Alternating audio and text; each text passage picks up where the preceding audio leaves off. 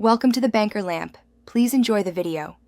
You begin by protecting the original, duplicate the background layer, and toggle visibility to compare. Next, zoom to the shiny area and set the spot healing brush to content aware. This automatically samples surrounding texture. Use a soft brush at about 50% hardness so transitions blend. Once done, make sure brush size matches the highlight, slightly larger than the specular spot. This initial pass removes glaring reflections fast and gives you a clean base for more refined, manual corrections. Once the rough shine is gone, set up frequency separation to separate color and texture. Create low blurred and high texture layers. Work on low first to fix broad tonal shifts using patch or clone so lighting reads naturally. Then switch to high to repair texture.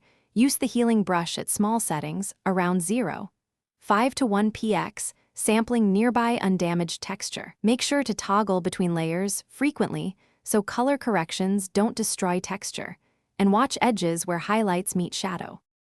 To finish, create a merged copy and apply subtle dodge and burn at 5 to 10% exposure to rebalance luminance. This restores natural contours. If noise or grain becomes visible, blur the merged copy lightly at 0.5 to 1 px and mask back the sharpest areas. If you see artifacts or repeating patterns, reduce the healing layer opacity and re-heal with smaller samples. Alternatively, use content-aware fill in small patches. This troubleshooting tip prevents oversmoothing while keeping texture believable. Thanks for watching. If this was helpful, leave a like and consider subscribing. See you next time.